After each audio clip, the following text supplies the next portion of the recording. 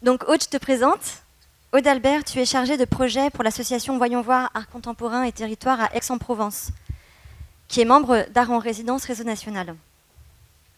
Tu es issue de 2 formations, un DENSEP à l'École supérieure des beaux-arts de Nîmes et un Master 2 en conservation, gestion et diffusion des œuvres du XXe et XXIe siècle à l'Université Paul Valéry de Montpellier. Tes expériences professionnelles, notamment aux abattoirs Frac Occitanie à Toulouse et au Carré d'Art de Nîmes, et tes recherches personnelles ont développé ton intérêt pour l'organisation d'expositions et l'accompagnement d'artistes. Ainsi, tu développes une pratique curatoriale indépendante et tu es co-directrice de la Galerie Scape à Marseille. Voilà, bonne table ronde. Merci Anne. Bonjour. C'est difficile de rebondir après Guillaume. Merci beaucoup. Donc cette table ronde numéro 1 va... Attendez, désolée, j'ai besoin de mes petites notes.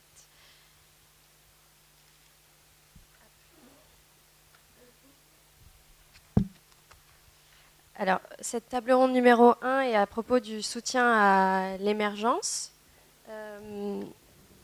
Donc, elle va être dédiée aux expériences d'accompagnement de la scène émergente. L'idée est en fait d'en révéler les enjeux, les spécificités,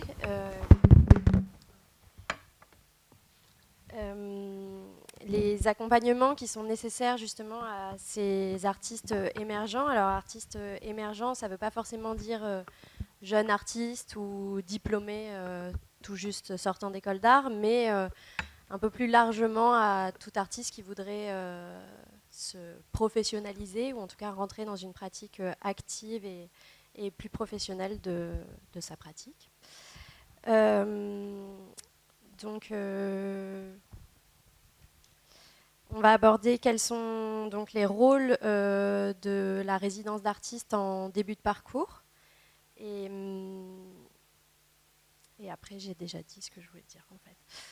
Pardon. Et donc, on a 5 intervenantes avec nous qui donc, vont pouvoir répondre à plein de questions et enrichir ce sujet. Je vais commencer par vous.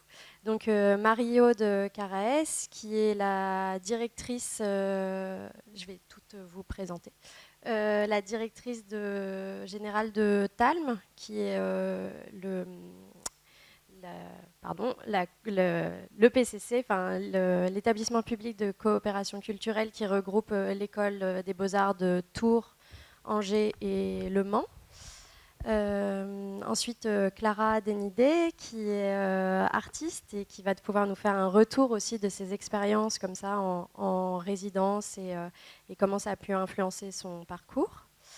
Catherine Dumont, qui est conseillère aux arts visuels à la DRAC Occitanie du site de Montpellier. Caroline Dumalin, qui est directrice artistique de Morpho, qui est une structure qui gère les ateliers de la ville d'Anvers, mais qui est aussi un lieu de résidence internationale d'artistes. Et tu étais avant, on en a parlé tout à l'heure, coordinatrice des résidences aux Vils pendant plusieurs années. Voilà. Et pour finir, à la fin de cette table ronde, on fera un focus sur la résidence et la formation, et notamment donc, avec Marion Reisman, qui est responsable du pôle formation, enfin de la formation à 40 mètres cubes à Rennes. Et voilà, je pense. Donc peut-être que on pourrait commencer à justement parler de... On va essayer que ce soit un peu vivant. Désolée, je suis un petit peu stressée, mais tout va bien. Donc on peut peut-être commencer par vous, Marie-Aude, sur justement qu'est-ce qui est proposé pour les jeunes diplômés. Donc là, on va voir un peu plus cette partie, puis après aller vers justement des questionnements un peu plus larges. Oui, alors donc dans le cadre Très très proche, voilà. Donc nous avons en fait au sein de l'École supérieure d'art et de design 2 dispositifs que je vais rapidement en fait vous présenter. Le premier en fait dispositif de professionnalisation s'appelle JUMP, c'est l'acronyme de J'ai un merveilleux projet. Ce dispositif en fait il est parti d'une il est parti d'une chanson de Charles Aznavour, qui s'appelle Les Comédiens, et notamment les premiers mots en fait de cette chanson. Viens voir les comédiens, les magiciens et les musiciens ou l'inverse qui arrivent. Donc Jump, c'est un incubateur pluridisciplinaire et coopératif. Donc le constat qui a été fait, disons, par un certain nombre d'acteurs en fait autour de ce dispositif, c'est que le passage de la période d'apprentissage à l'insertion professionnelle est une interrogation permanente à la fois des lieux de formation et des lieux de diffusion. Comment préparer, accompagner en fait l'entrée des artistes dans la vie professionnelle dans un contexte qui est tout à fait singulier, la question de la globalisation, mais qui rencontre en fait celle des territoires, les liaisons nouvelles entre les arts. Il faut que vous vous rapprochiez. Ok. L'industrialisation croissante des biens culturels, le développement de nouveaux médias, le déploiement du numérique, etc., bouleverse et affecte le milieu artistique. Et donc, Jump est un dispositif qui entend accompagner les diplômés dans cette mutation. Et donc, ce sont quatre structures qui se sont regroupées. Donc, TALM, Jazz Tour, qui est une association d'enseignement en fait, du jazz, le théâtre Olympia, qui est une scène nationale, et Ecopia, qui est une association qui accompagne en fait les artistes dans leur vie professionnelle. Et il s'agissait en fait de penser 5 axes concernant en fait Jump: l'hybridation et l'innovation des formes créatives, le nécessaire accompagnement en fait des diplômés dans la professionnalisation, qui est une des nouvelles missions des écoles d'art, le renforcement de la coopération en fait des structures au niveau local, la lutte contre l'isolement des jeunes artistes, et enfin l'égalité homme-femme. Donc comment ça fonctionne? Il y a 3 séquences. La première s'appelle le compagnonnage artistique, et la seconde un accompagnement professionnel, et dernière séquence en fait la réalisation d'une œuvre collective entre des plasticiens, des musiciens, des danseurs et des comédiens. Voilà l'originalité finalement de ce dispositif. C'est à la fois une mesure classique en fait d'incubateur et en même temps la commande d'une création en fait collective qui entend produire des croisements artistiques. Ça, c'est le premier dispositif. Et le deuxième dispositif, il part aussi d'une chanson. Une chanson en fait de Dick Annegarn, Quelle belle vallée, une chanson de 90. Donc, Quelle belle vallée, avec ses fleuves et ses cités, avec ses neuves destinées tracées. Donc, le second dispositif s'appelle Les Affluentes. Et donc, le nom du projet renvoie en fait à la dynamique des rivières qui est propre au territoire Tours-Angers-Le-Mans, et donc ces rivières qui se nourrissent, s'enrichissent d'apports mutuels et constants. Donc le dispositif emprunte au modèle environnemental sa logique écosystémique. Donc une vingtaine de lieux d'accueil de jeunes diplômés sont installés sur un vaste territoire, et donc ces lieux se relient et s'associent entre eux pour accueillir en fait ces jeunes diplômés. Donc 4 types de résidences à l'intérieur de ce dispositif. Des résidences qu'on a qualifiées d'émergentes. Donc c'est une résidence finalement d'une forme assez classique. Un deuxième type de résidence en fait qu'on a appelé permanence artistique ou design, qui s'inspire en fait du concept de permanence architecturale. Donc on propose en fait un cahier des charges au diplômé et il doit apporter une réponse à partir de ce cahier des charges. Une troisième résidence d'incubation entrepreneuriale. Voilà, et le diplômé est porteur en fait d'un projet entrepreneurial et enfin des résidences internationales. Voilà, je vous ai présenté rapidement en fait ces deux dispositifs et je suis à votre disposition pour quelques questions que ce soit. Bah, peut-être justement, on parle de ces formes, etc., de résidence. Peut-être qu'on peut rebondir avec toi, Clara, et puis après parler plus largement tout ensemble. Donc Clara, comme on en parlait par téléphone, tu m'expliquais que ça avait aussi, toutes ces résidences, ça avait potentiellement influencé ta méthode de travailler ou ton implantation aussi. Donc voilà, je te laisse en discuter davantage. Bonjour à tous et toutes. Oui, moi j'ai eu la chance, l'opportunité de faire plusieurs résidences, avoir plusieurs expériences de résidence. J'ai été diplômée en 2014, donc c'était il n'y a pas si longtemps, et ça commence à faire aussi un peu. Et oui, il y a des formats différents, accueillis dans des structures très différentes. Je peux peut-être parler de ma première expérience parce qu'elle n'est pas forcément signifiante ou déterminante du point de vue professionnel. Et pourtant, elle a été déterminante parce qu'elle m'a permis d'éprouver et de rôder un système que je découvrais, quoi, et que je pense que quand on débute dans la pratique, on ne connaît pas. Et donc c'était une résidence en Aveyron, en région, comme on dit chez vous.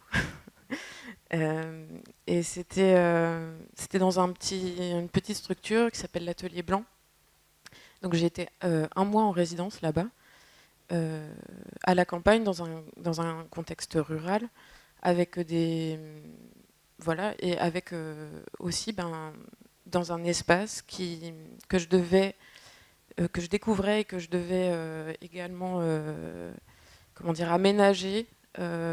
aménager un espace de travail, aménager un espace de vie, et puis me rendre compte aussi du territoire que je traversais, des ressources que je pouvais trouver sur place. J'avais pas de véhicule, j'avais pas le permis à cette époque-là, donc et je faisais pas mal d'autostop. Donc il a fallu aussi aller chercher ces choses-là par ses propres moyens. Je fais bien la différence entre ces résidences qui se passent dans un contexte rural plutôt, que les résidences que j'ai pu faire en ville, dans des grandes villes, où l'histoire de la mobilité et l'énergie qu'on met à aller chercher des ressources, qu'elles soient humaines ou documentaires, elle est tout à fait différente. Voilà. Donc, pour la petite anecdote, c'est aussi... ça a démarré pour moi toute une manière d'aborder les résidences qui était vraiment cohérente avec la manière dont je travaille et ce qui m'intéresse, puisque j'ai une pratique de plasticienne, mais je m'intéresse aussi beaucoup aux sciences humaines et notamment à l'anthropologie. Donc j'ai une forme de démarche anthropologique, mais amateur, non experte, j'y tiens. Et du coup, le fait de se retrouver sur un terrain, de travailler sur un terrain et de se servir aussi des ressources qu'on peut trouver à proximité, en fait, ça a fait du sens. Enfin, ça a fait sens pour moi. Et ça le fait encore, en fait, à chaque fois que je vais en résidence, je cherche aussi ça. Donc ce format, en fait, de résidence, il est important aussi dans mon processus de travail. Parce que aussi, c'est une forme d'opportunisme dans le bon sens du terme, savoir se saisir des ressources qu'on a là, proches, et comment on peut... comment on peut les investir. Et donc oui, cette première résidence, c'était aussi une rencontre fortuite, parce que je dois me déplacer à un endroit, que je rencontre quelqu'un en faisant du stop, qui est une personne qui est détectoriste, donc qui fait de la détection de métaux. Et de fil en aiguille, il va me proposer de m'initier à la détection de métaux. C'était pas forcément prévu dans mon programme de travail très chargé à ce moment-là. Mais je fais ça et j'apprends la détection de métaux comme on apprend à sculpter le bois ou je sais pas. Voilà. Et et de là va partir en fait un travail et donc une série de dessins. Et puis un an plus tard, une vidéo. Et puis un an plus tard, des textes en fait. Des textes qui vont être publiés dans une revue, la Transrevue Pétrole, enfin Talveg de Pétrole Édition. Et c'est ça aussi, ce lien à la résidence. Je me suis rendu compte, là, en préparant un peu cette journée, que les résidences, en ayant cette expérience d'en faire régulièrement, il y a une continuité dans les pratiques. Vu que les dispositifs, quelque part, ont des points communs, et puis qu'on est, comme le disait très justement Guillaume, on est déplacé. Mais pour autant, en fait, des projets naissent et n'aboutissent pas forcément dans un premier temps de résidence. Et puis en fait, je les tire à un autre endroit et ils se nourrissent d'un autre aussi financièrement en fait. C'est des suivis de soutien qui peuvent se compléter comme ça. Alors je fais un peu le lien comme ça entre des structures. Voilà. Après, quand j'ai regardé un peu par où tu étais passé, justement, tu as expérimenté, tu disais, plusieurs formats de résidence et donc ont toutes des spécificités particulières. Et tu me disais aussi que, justement, toi, tu étais venu du coup t'installer installer ton atelier, enfin que pendant pas mal de temps, tu avais du coup fonctionné aussi par cette production en résidence et sans avoir... Enfin, tu as eu un atelier aussi à Strasbourg, d'après ce que j'ai compris. Mais donc là, aujourd'hui, toi, tu es aussi installé dans un contexte plus rural, c'est ça? Oui. Ben, j'ai eu la chance aussi, à la sortie de mon... Alors, c'est pas une résidence, mais c'en est presque une, en fait. J'ai eu la chance de bénéficier du dispositif de soutien de la ville de Strasbourg, qui a un dispositif d'atelier qui est donné aux artistes sur dossier, et qui est quand même un atelier qui est donné pendant 4 ans, et donc qui permet d'asseoir sa pratique, ou en tout cas de s'installer et de se poser un peu. Ça a été aussi un super base depuis laquelle partir et revenir, et donc ça m'a pas empêché de me déplacer, mais voilà, ça a été un soutien aussi qui peut se rapprocher de l'économie de la résidence et du dispositif. Et, et oui, non, j'ai fait j'ai expérimenté plusieurs formats.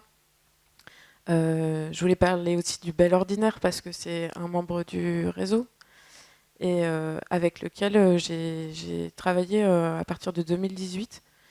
Et donc, juste pour faire un petit point, parce que j'en viens là. Actuellement, je suis en résidence au Bel Ordinaire et j'y retourne. Je préparais une expo dont le vernissage est le 3 juin, si ça vous intéresse. C'est à Mourinx, dans le Béarn. Voilà, et en fait, c'est une structure qui est très particulière et pour moi qui a vraiment transformé ma démarche et mon expérience des résidences. C'est un lieu qui, comme ça, paraît être une grosse machine, mais qui est très très bien huilé et qui accueille énormément de résidents et de résidentes. Et tout s'enchaîne très bien, mais il y a aussi de très très vastes ateliers qui communiquent tous avec un atelier de construction, de fabrication, avec des machines, des outils, etc. Et 2 régisseurs qui sont là pour, d'une part, monter des expositions et aussi aider les artistes qui sont en résidence et qui ont parfois besoin d'appui technique. Et donc ça, c'était vraiment... Enfin, moi, j'ai jamais vu ça ailleurs. Et pour pour ma pratique qui est plutôt portée autour aussi de la sculpture, et puis des manières de faire et des techniques diverses, ça a été très transformateur, quoi. Et puis le Bel Ordinaire, il a aussi compté depuis 2018, parce que je pense que c'est une structure qui a, ça non plus, j'ai pas trop vu, mais qui a qui a gardé une sorte de lien avec beaucoup des artistes qu'ils accueillent. Et donc, c'est pas juste un one-shot. Il y a une sorte de suivi. Alors, je sais pas si c'est aussi un lien humain qui se crée, je pense, avec les équipes, mais aussi avec les artistes, parce qu'on rencontre des artistes quand on est en résidence là-bas. On peut être 5, 6 en même temps. Et donc, il y a aussi des connexions très intéressantes, que ce soit humaines ou professionnelles. Voilà. Merci. Peut-être après on reviendra sur d'autres points, je pense, quand tout le monde aura parlé, parce qu'il y a des résonances qui vont se faire. Peut-être que du coup on peut continuer avec toi, Catherine, sur justement quand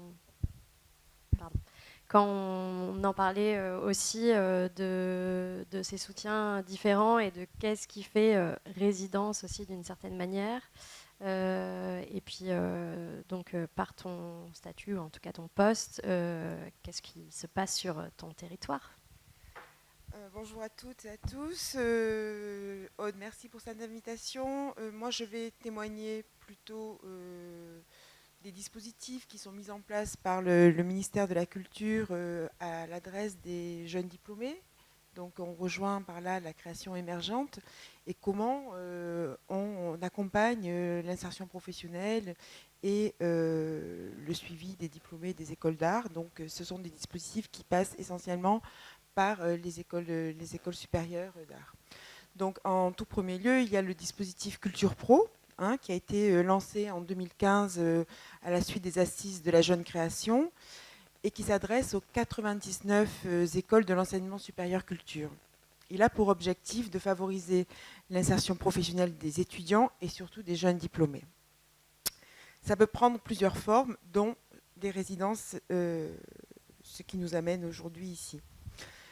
En Occitanie, les écoles d'art s'en sont emparées et ont décidé de mettre en place effectivement tout un programme de résidence pour cette insertion de leurs diplômés dans le secteur des arts visuels. Donc je vais vous faire part de quelques exemples qui se passent sur le territoire de l'Occitanie et comment les 4 écoles d'art s'en sont emparées. Le premier exemple, c'est celui qui concerne l'École supérieure des beaux-arts de Montpellier, avec un programme qui s'appelle Saison 6, qui concerne 6 diplômés qui sont accompagnés pendant 1 an pour 3 résidences internationales. Ces résidences se font au sein de grandes manifestations ou biennales d'art contemporain, avec 2 séquences, un temps d'immersion, où les jeunes diplômés travaillent avec les artistes au sein d'un pavillon ou avec un curateur qui est en charge de l'organisation d'une exposition. Et dans cette première séquence, ils peuvent effectivement se rendre compte du travail au sein de grands événements, de la mise en œuvre de ces expositions, et ça leur permet de nouer des contacts et des rencontres. La deuxième séquence, c'est un travail plus personnel qui leur permet de produire des pièces, de trouver un lieu d'exposition et d'exposer au sein de ces grands événements.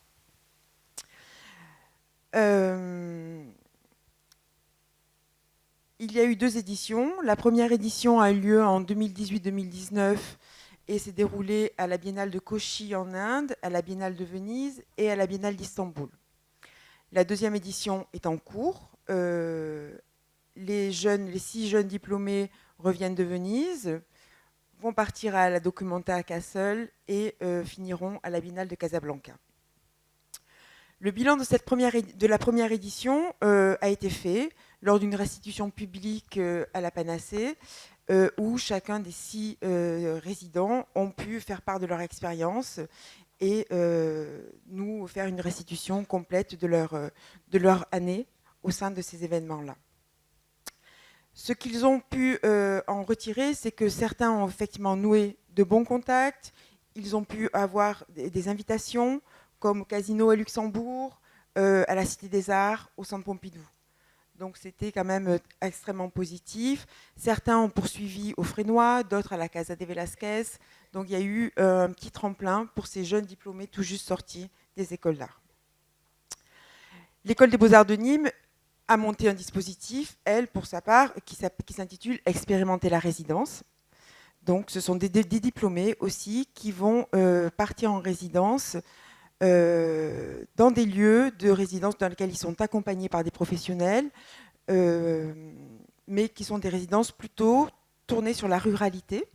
Donc on n'est plus à l'international, on est sur l'extrême rural, dans le parc national des Cévennes, par exemple, où ils vont pouvoir rencontrer des scientifiques, tous les scientifiques qui travaillent sur le parc national des Cévennes, ou alors dans une autre résidence qui s'intitule Échangeur 22, qui est une résidence qui accueille des commissaires et des artistes internationaux, ou des binômes secrets entre un artiste international et un jeune diplômé, et une commissaire aussi internationale.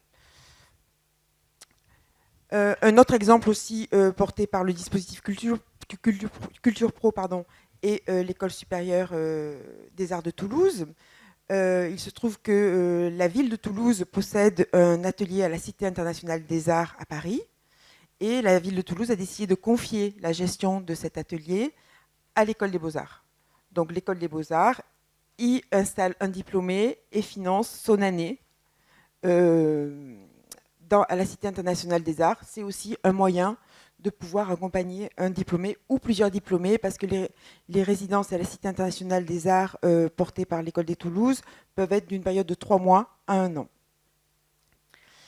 Un autre dispositif aussi qui est plutôt porté par le FRAC Occitanie-Montpellier, qui est le projet post-production, où sont sélectionnés un diplômé de chacune des 4 écoles d'art de la région Occitanie, et qui bénéficie d'un accompagnement sur 6 mois par le directeur du FRAC, avec un autre lieu qui se situe à Toulouse, qui est un artist run space qui s'appelle Lieu commun.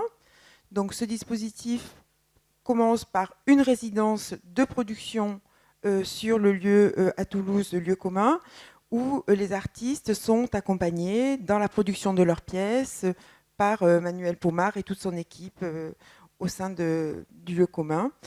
La deuxième phase, c'est la préparation de l'exposition qui se tient dans les locaux du FRAC à Montpellier, avec tout un travail d'accompagnement par le directeur du FRAC.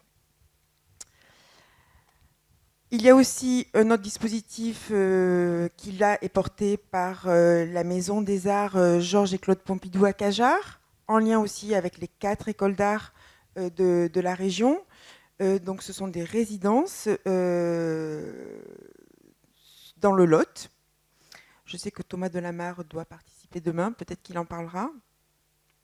Donc c'est le centre d'art qui gère cette résidence-là à Saint-Cirque-la-Popie, et qui, avec les écoles d'art, décide de consacrer toute la partie de la saison automnale à l'accueil en résidence de 4 diplômés. Donc cette résidence-là est 6 semaines, et de 6 semaines, 4 artistes, dont une semaine de rencontre avec un critique d'art qui est en charge de documenter le travail et de rédiger un texte critique sur le travail des 4 résidents. Donc c'est un dispositif qui existe depuis 2017. Donc ce sont 20 déjà jeunes diplômés qui ont pu en bénéficier. On peut aussi évoquer rapidement un autre dispositif à l'adresse des jeunes diplômés, qui est le dispositif Création en cours, porté par le ministère de la Culture et le ministère de l'Éducation nationale, et dont l'opérateur sont les ateliers Médicis. Donc, il concerne des diplômés de l'enseignement supérieur culture, donc dans toutes les disciplines, mais aussi des étudiants qui peuvent avoir un master de l'enseignement supérieur.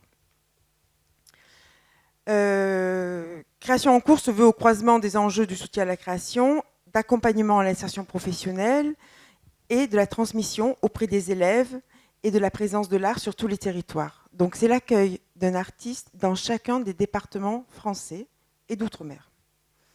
Donc ce sont des résidences dans des écoles pour les classes de CM1, CM2, donc avec un artiste par département, pour développer un projet artistique, pas pour faire de l'animation, hein, on est d'accord, en lien avec les élèves.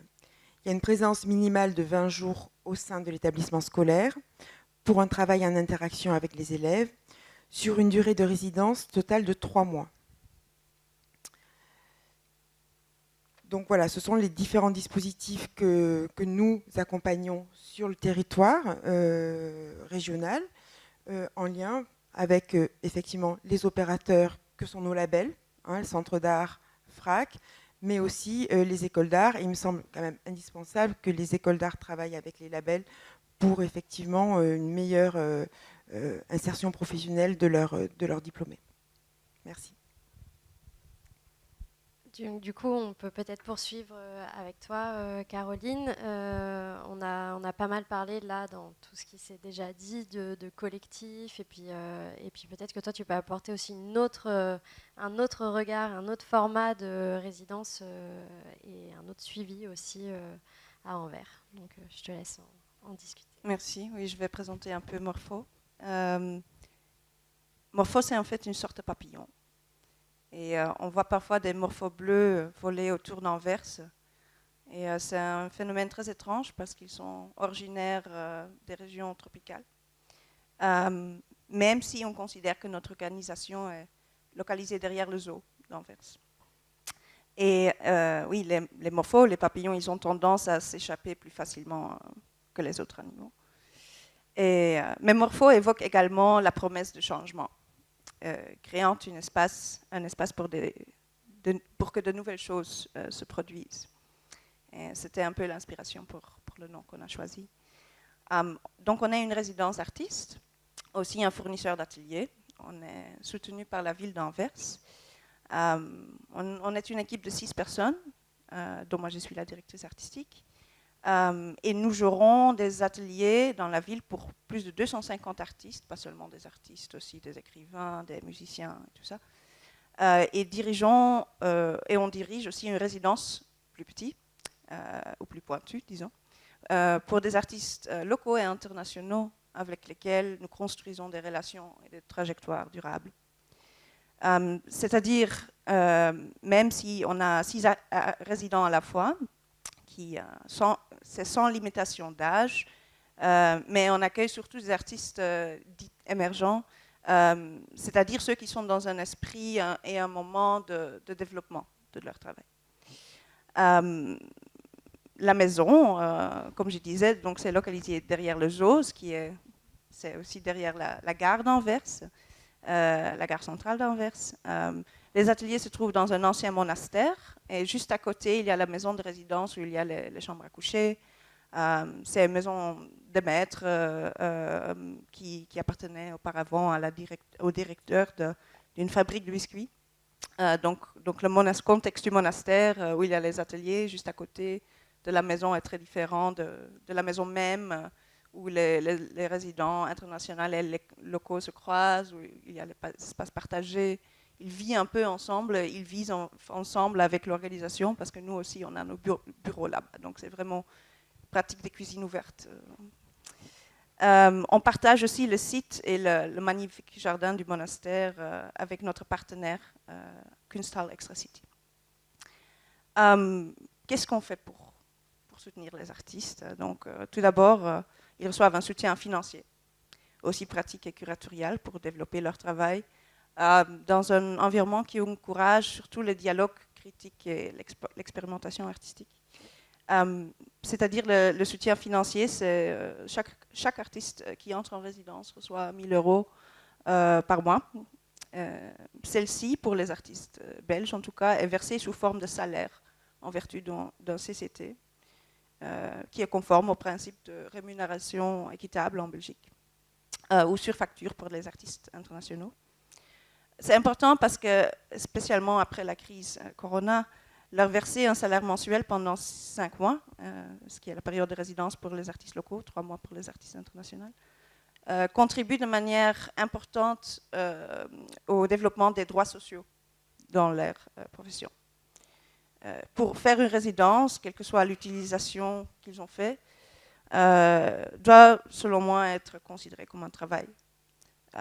Peu importe à quel point les artistes produisent activement. L'essentiel, c'est le temps et l'espace qu'on donne, qu'ils prennent. Alors, j'aimerais aussi dire quelque chose par rapport aux échanges internationaux et locaux sur lesquels on focalise, parce qu'on est aussi, on construit activement un réseau international. Donc, on organise différents types de résidences. Comme j'ai dit déjà, il y a les résidences de développement et de recherche qui sont organisées via un appel ouvert. Mais les échanges internationaux, ça on fait en collaboration avec des partenaires qu'on admire.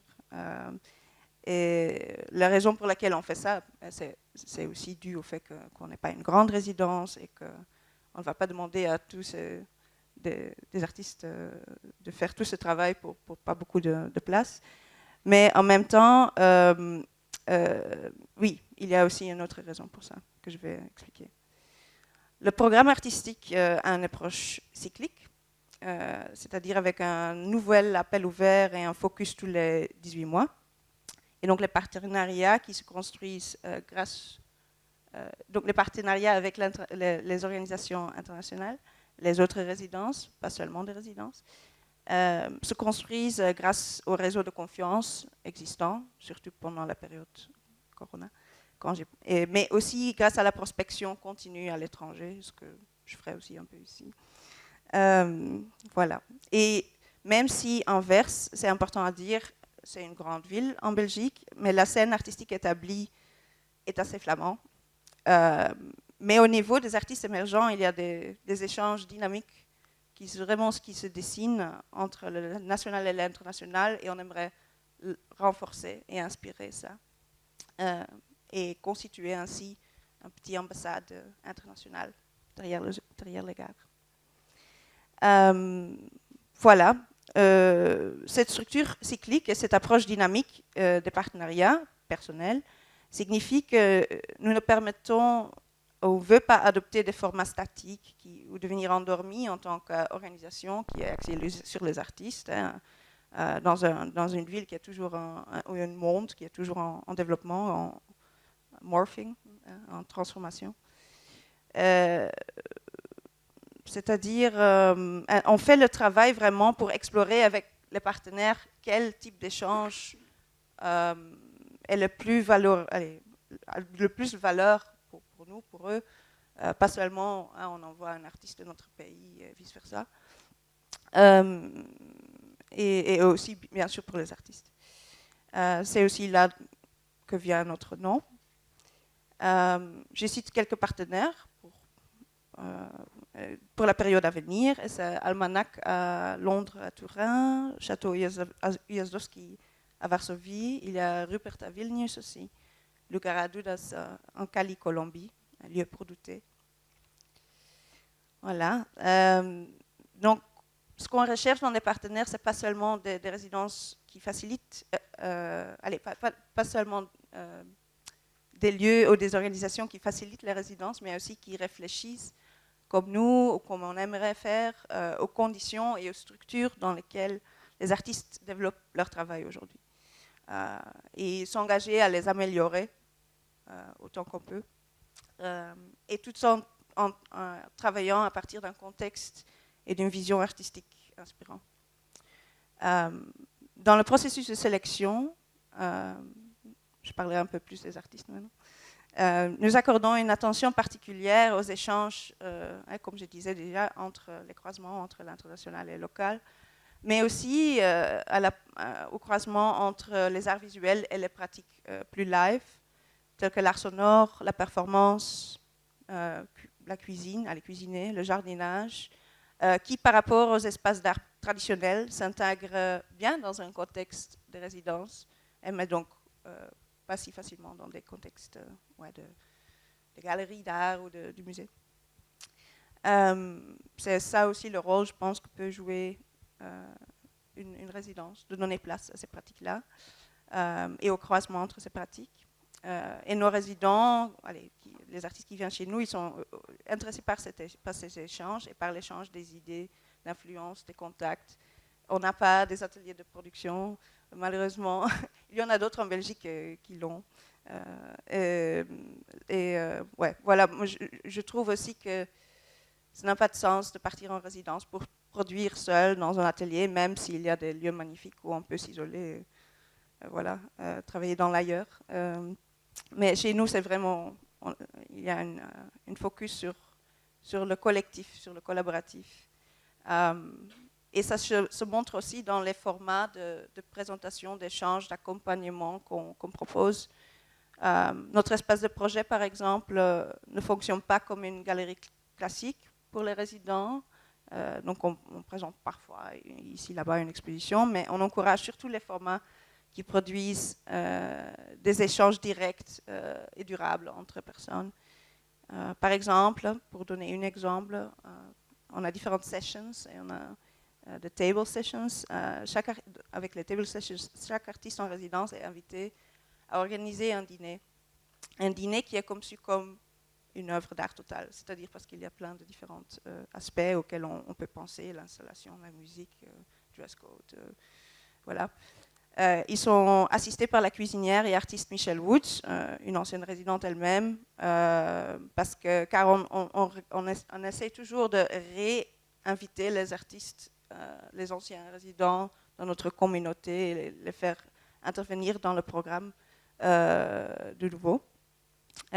Par exemple, l'une de nos résidentes ce printemps est Francesca Hawker, qui travaille dans la performance, le slapstick et le stand-up. Et elle avait choisi de réunir autour de la table des artistes humoristes, des collègues, explorant des thèmes similaires, mais aussi de laisser les gens pêcher leur nourriture. Donc tout le monde devrait chasser leur propre nourriture.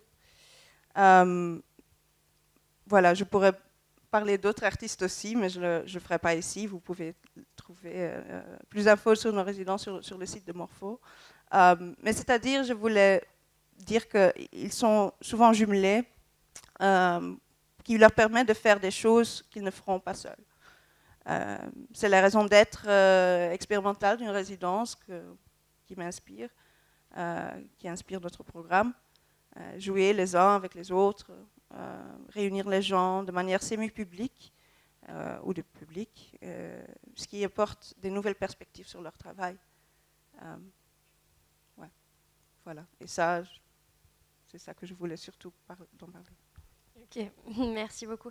Alors là, par rapport à tout ce que vous venez de dire, et puis même par rapport à mon expérience à Voyons Voir, où je suis chargée de projet, je vois aussi qu'il y a pour ces jeunes artistes, ou en tout cas ces artistes émergents, cette notion de collaboratif et de collectif qui est quand même induit dans chacune de vos discussions, que ce soit du collaboratif avec d'autres plasticiens, ou comme tu as dit Clara, avec des professionnels ou des gens qui ont un savoir-faire spécial qui peuvent transmettre ou qu'ils ont envie de transmettre. Et puis Mario, tu m'as aussi beaucoup parlé de cette collaboration entre les domaines culturels. Peut-être que tu pourrais redire un mot là-dessus, et puis je vous laisse après en discuter aussi si vous voulez rebondir justement sur cette notion-là de collectif, et en relatant soit des expériences, soit ce que ça vous évoque. Oui, alors pour revenir sur Jump, effectivement, Jump, c'est comment la rencontre de... comment c'est pas, c'est proche. Donc c'est la rencontre en fait de plasticiens, de musiciens, de danseurs et de comédiens. Ce qui est intéressant en fait, et pour revenir un petit peu sur ce que vous disiez, ce qui est intéressant dans cette rencontre, puisque c'est que les droits sociaux en fait, en France, des musiciens et des comédiens sont assez clairs, ce qui n'est pas le cas en fait des plasticiens. Et donc cette rencontre en fait, elle nous a forcés à payer tout le monde en fait selon selon les mêmes règles, en fait, les règles pour lesquelles... Et donc, ça a vraiment engagé, en fait, une progression sur la situation, en fait, du plasticien. Donc, il y avait cette chose qu'on n'avait pas imaginée au début, en fait, avec des régimes, en fait, sociaux différents, mais qui a obligé les 4 institutions à collaborer de manière très forte pour trouver la façon la plus juste, en fait, de rémunérer les uns et les autres. Et donc, dans ce dispositif JUMP, il y a donc un compagnonnage artistique, je vous l'ai dit, un accompagnement en fait sur les enjeux de la professionnalisation par l'association Ecopia, très pratico-pratique, juridique, administrative. Et puis il y a la demande en fait de création d'une œuvre collective. Et ces jeunes diplômés sont accompagnés par un directeur artistique et ils sont payés en fait pour produire cette œuvre collective. Et donc il y a eu aujourd'hui en fait 2 éditions de JUMP qui à chaque fois a généré en fait la production de cette œuvre collective et qui l'enjeu c'est d'engager des collaborations aussi au-delà de la résidence elle-même pour parce qu'aujourd'hui l'art contemporain on peut remarquer en fait que les collaborations entre plasticiens et musiciens sont fréquentes, les collaborations entre comédiens et musiciens, les collaborations entre danseurs et plasticiens, etc. Enfin, en tout cas, il y a quelque chose en fait qui émerge de transdisciplinaire en fait, alors même que finalement nos formations en fait sont en silo. On a des architectes d'un côté, on a les musiciens d'un autre côté, on a les plasticiens. Et donc, l'intérêt de la résidence, je trouve qu'elle permet de mélanger en fait les arts et de peut-être produire autre chose en termes de forme, en termes de savoir, en termes de critique, en termes de... Voilà. Je trouve que tout l'intérêt est là, en fait, me semble-t-il. Tu en parlais aussi, justement, Caroline, sur cette idée du collectif. Vous pouvez rebondir dessus, hein, si jamais vous avez envie. Enfin, je te voyais acquiescer, Clara, mais peut-être que... Oui, je pensais sur une expérience de résidence. Je ne suis pas sûre que pour tous les artistes, par exemple, l'idée de collectif soit présente dans toutes les pratiques. Et puis peut-être que la culture de l'école d'art, elle n'emmène pas forcément à ça au départ. Enfin, je crois, ça dépend des écoles. Et c'est intéressant aussi ces formats-là. Enfin, moi, j'ai été invitée dans une résidence pour la saison France-Roumanie par Isabelle Henrion et Anka Verona Mioulet.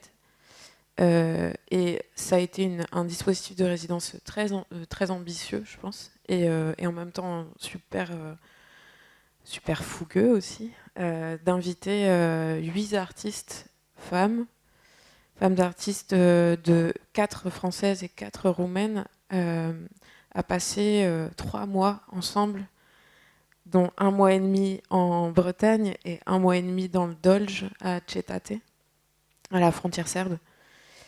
Et avec des envies d'éprouver le collectif, d'éprouver le laboratoire collectif. Donc voilà, ça n'a pas été...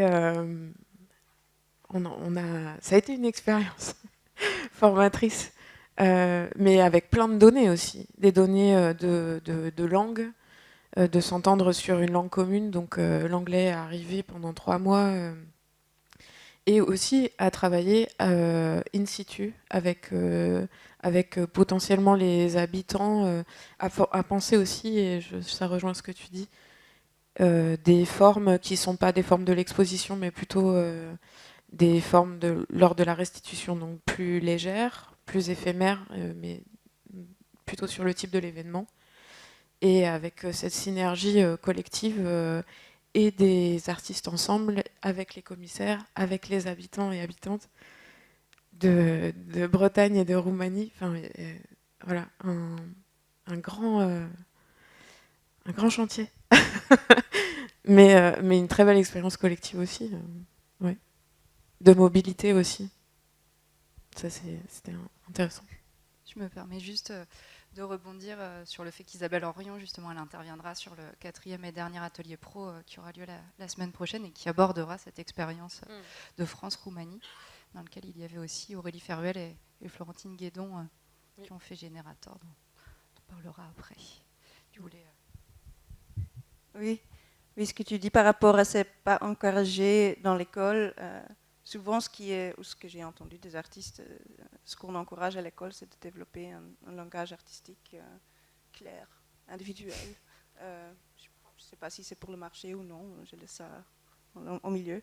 Mais c'est-à-dire, on ne demande pas aux artistes de produire ensemble dans leurs artistes. Non, allez, ils ont toujours leurs pratiques individuelles, hein, mais il y a des moments de rencontre comme ça, parce que je me souviens quand j'étais au Wheels, on fait les jurys avec les artistes tutors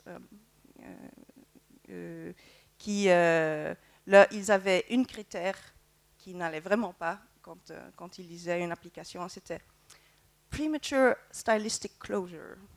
C'est comme ça ils disaient, c'est-à-dire on voit parfois qu'un style se ferme ou une idée se ferme et qu'on reçoit une application ou un projet, les artistes, parce que c'est parfois très intéressant d'être spécifique et d'avoir une proposition spécifique, mais on espère toujours qu'ils ne viennent pas simplement exécuter ça et ne pas interagir avec les gens autour d'eux, parce que je pense que le plus de valeur qu'ils peuvent avoir de ces résidences, c'est leurs peers, les artistes autour d'eux. Parfois ce sont des relations qui durent une vie, et les artistes invitent les uns les autres aussi pour des projets à l'international aussi, s'ils viennent d'autres pays. Donc voilà, ce collectif, c'est quelque chose qui n'est pas qui n'a pas seulement des effets pendant cette période de la résidence, mais on ne peut pas toujours anticiper, hein, mais parfois il y a une petite magie qui se fait, et voilà, ça a des très belles trajectoires par après aussi. Ouais, tu voulais dire quelque chose? Nous, c'est vrai qu'on invite aussi dans Générateur 4 artistes en même temps, et c'est souvent, enfin, il y a le réseau, il y a la rencontre et les professionnels qu'on invite, mais c'est souvent entre ces 4 artistes aussi que se créent beaucoup de choses. Tu parles du projet avec lequel ils arrivent, on voit souvent qu'ils s'orientent ailleurs finalement, qu'ils bougent en fonction des rencontres, des cadres techniques qu'apportent les autres, des pratiques de chacun, de ce qu'ils amènent aussi comme richesse. Et c'est vrai que cette rencontre entre artistes qui se fait, je pense qu'elle est très importante. Après, moi, au niveau des écoles, en tout cas à Rennes, je vois qu'il y a de plus en plus d'initiatives de collectifs qui émergent vraiment sur les dernières années. C'est aussi leur premier lieu de diffusion, parfois chez les uns, chez les autres, et c'est comme ça qu'ils créent leurs premières expositions. Donc c'est vrai que c'est intéressant de poursuivre finalement cette rencontre qui est amorcée peut-être.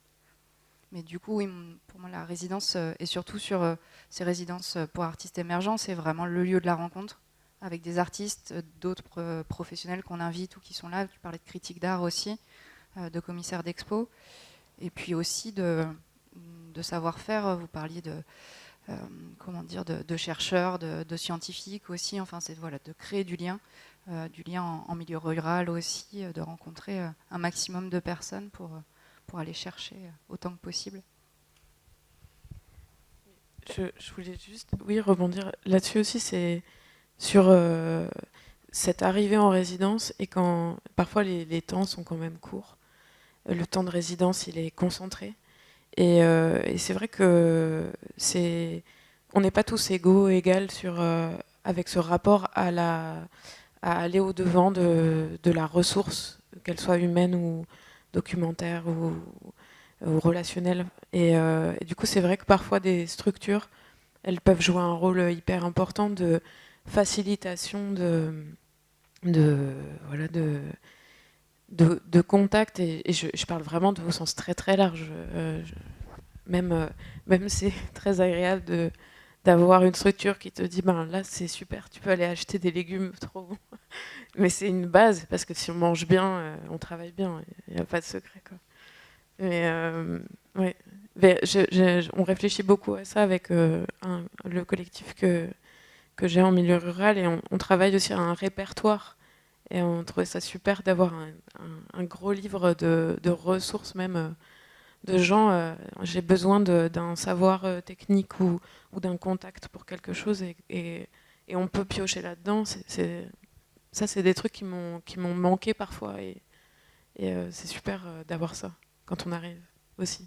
C'est un projet aussi de Dosmarès qui a ce portail aussi de fournisseurs qui est alimenté par des artistes et qui permet de partager les bons tuyaux finalement en fonction de ses expériences. Et effectivement, mais tu le disais, tu en parlais avec ton lien avec le bel ordinaire, de ce qui se poursuit après, mais même dès l'arrivée, c'est effectivement un lien humain avant tout, je pense, qui a créé cette envie d'aller vers les autres et de mettre en relation, pas du tout pour accompagner et assister, mais pour dire voilà, c'est possible, on le fait de cette façon-là. Et après, et tu parlais aussi de ton temps d'arrivée sur cette résidence d'1 mois, ton temps d'installation dans ton atelier au Bastion peut-être à Strasbourg. Là, je pense que la temporalité aussi des résidences, elle joue beaucoup, peut-être encore plus en tout début de parcours, parce que on met un peu plus de temps, enfin on ne connaît pas encore bien sa méthode de travail, on est moins assuré. Je ne sais pas si ça évolue avec le temps ou si c'est vraiment propre à, je ne sais pas ce que tu en penses,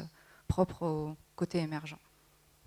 Mais je ne sais pas, c'est aussi un lien, ça me fait penser, moi je fais vraiment la différence, et dans les résidences qu'a pu faire Guillaume, j'entendais, pour moi il y a des formats très différents, et je vais parler de cette résidence retraite un peu, qui est une résidence qui va être un format de résidence qui va être un repli un peu sur sa pratique, sa recherche, quelque chose, et il y a des moments du travail qui demandent ça. Et donc là, peut-être qu'on est vraiment dans des méthodes et un rythme très particulier de départ, d'amorce du travail. Mais par contre, quand on se retrouve dans des résidences qui sont plus collectives et où il y a une synergie, là aussi, on débarque à peine, il faut prendre la mesure de comment se passe. Je pense que ça, on peut pas arriver, débarquer, et on a besoin de prendre la mesure du contexte humain qui se passe, qui est souvent hyper nourrissant. Voilà. Enfin, du coup, c'est pour ça que des résidences qui font 1 mois, qui sont vraiment des espèces de shots comme ça, de marathon de l'enfer là. Ou alors on arrive avec un projet, et c'est voilà, c'est très très cadré. Et, ouais, je sais pas. Pour te donner un exemple, par exemple, à Voyons Voir, donc l'association dans laquelle je travaille, on organise une résidence où on rassemble 3 artistes diplômés de l'école d'art de Marseille, de Toulon et de Aix, avec un ou une curatrice, curateur, pendant 7 semaines. Donc c'est sportif. Et en plus, après, on n'a pas d'obligation de restitution. Donc ça aussi, c'est aussi quelque chose dont je voulais parler avec vous, parce que j'entendais, il y en a certains programmes ou dispositifs qui ont cette visée de la restitution. Et puis Caroline, tu disais que ça pouvait aussi être d'autres formats de restitution, ou pas forcément restitution, ça peut être une exposition, tu vois, la sortie de résidence, qu'est-ce que c'est aussi. Et je sais plus trop où est-ce que j'en étais. Ah oui, et donc dans ce temps très court de 7 semaines, donc en plus d'être ensemble entre artistes, en plus d'être avec quelqu'un qui va avoir un regard et des questionnements sur leur travail et qui va les découvrir au fur et à mesure, nous on organise des déjeuners pour développer leur réseau. Donc c'est ce qu'on disait tout à l'heure. Et par exemple, il y a Ron qui est ici, qui est venu il n'y a pas très longtemps, parce qu'on a notre résidence en ce moment. Et cette résidence est en ce moment. Et en plus de tout ça, des déjeuners avec différents professionnels ou artistes, ou gens de... Enfin, ça va être des institutions très différentes, autant du milieu associatif que des directrices, directeurs de FRAC ou d'autres lieux plus institutionnels, on va dire, et aussi des gens qui vont retrouver sur les jurys, donc des gens comme Catherine ou autres. Et je suis en train de me perdre. Tout ça pour dire que, en plus de tout ce contexte-là, qui est quand même très dense, ils sont chez un particulier, parce que Voyons Voir a cette particularité de ne pas avoir de structure fixe. Donc en fait, on s'appuie sur des partenaires. Et je sais, maintenant ça fait 3 ans qu'on fait ça, que c'est très dense et que, comme on disait, c'est le rapport humain en fait qui vient jouer dans cette balance-là, parce qu'il y a des gens qui s'adaptent plus ou moins à tout ça, et nous on essaye de faire en sorte, en tant que lien, que tout le monde arrive à s'y retrouver, même ceux qui s'incluent moins rapidement peut-être dans ce type de programme, quoi. Mais c'est vraiment dans l'idée de créer un réseau, d'avoir une première expérience de résidence, et aussi de pouvoir poser des questions comme vous l'avez suggéré, évoqué avec non mais avec c'est Etopia. Ecopia, justement, on parlait d'Osmares, pardon, je monte du doigt, ce qui n'est pas poli, avec d'Osmares qui a la clinique pour artistes, ou des programmes comme ça qui permettent aux artistes d'avoir aussi des réponses à leurs questions administratives ou juridiques, et qui sont, je pense, nécessaires dans ces premières années, dans le début d'un parcours professionnel. Je ne sais pas qui veut rebondir sur ça. Je pouvais encore faire la nuance. Et comme j'avais dit, chez nous, il y a 3 types de résidences: échange international, développement plus local. Mes recherches, en fait, c'est pas pour des artistes, mais c'est pour des pratiques non visuelles. Ça peut être des curateurs, ça peut être des écrivains, mais ça peut être aussi des juristes, comment on dit ça, qui se spécialisent sur des contrats d'artistes, par exemple. Et là, les résidences sont plus courtes, elles sont 2 mois. Et donc, c'est ça que je voulais dire un peu plus avec soutenir ou améliorer le développement des conditions ou des structures ou des conventions dans lesquelles les artistes travaillent. Donc, pendant 2 mois, alors, il y a par exemple, c'est un nom qui ne vous dirait rien, de Twee Eigen Drilling, donc c'est un collectif juridique spécialisé dans des contrats d'artistes, et donc ils vont faire des échanges avec les résidents, mais aussi faire des office sessions, c'est-à-dire parce qu'ils ont leur bureau qui donne sur la rue, donc c'est facile de les voir et d'entrer dans la maison. Donc ils installent leur bureau, ils font porte ouverte pendant la période de leur résidence, c'est encore à faire, ils doivent encore venir, donc à voir. Mais l'idée, c'est qu'ils conseillent, ils donnent conseil aux résidents et aux artistes qui le veulent, mais ils prennent ces informations pour développer des contrats qui départent de l'artiste et qui ne départent pas de l'organisation, de l'institution. Parce que sinon, si c'est qui départ des besoins des artistes, c'est-à-dire pas seulement des besoins de l'institution. Donc c'est quelqu'un d'externe alors qui nous dit voilà le contrat qui semble le plus équitable. Et voilà, ça c'est aussi une manière parce que là il y a beaucoup de questions. Il y a énormément de questions, c'est très compliqué. En Belgique aussi, je ne sais pas comment c'est en France. Mais souvent, payer les artistes, c'est une recherche incroyablement difficile, c'est différent de cas à cas, donc chaque personne doit être payée d'une autre manière. Donc on essaye de trouver des manières plus structurelles, plus durables, de développer ça dans leur intérêt, et dans notre intérêt quand c'est plus structuré. C'est vrai que ce temps sur à la fois le contrat ou la facture, il est important, et c'est une grande distinction. Enfin, ça arrive pour le coup avec les artistes de tout âge et à tout moment de leur parcours, mais avec les artistes émergents, je sais qu'en tant que structure, il faut qu'on ait une vigilance plus importante aussi pour les accompagner, sur la lecture de ce premier contrat, comprendre ce à quoi ils s'engagent et ce à quoi nous nous engageons, être sur des contrats équitables, effectivement, en utilisant le contrat notamment fait par Art en Résidence. Je fais que des messages publicitaires aujourd'hui. et aussi sur leurs factures, les accompagner, leur expliquer aussi effectivement les démarches, tu en parlais, de démarches de déclaration sociale, à la fois du 1% diffuseur de notre côté, mais aussi de leur côté sur ce qu'ils vont toucher. Qu'est-ce qu'eux vont devoir payer après? Il y a tout ce temps de transmission et d'explication qui est important, je pense. Je vois qu'on parle de sous, là. Donc, c'est le moment, je peux.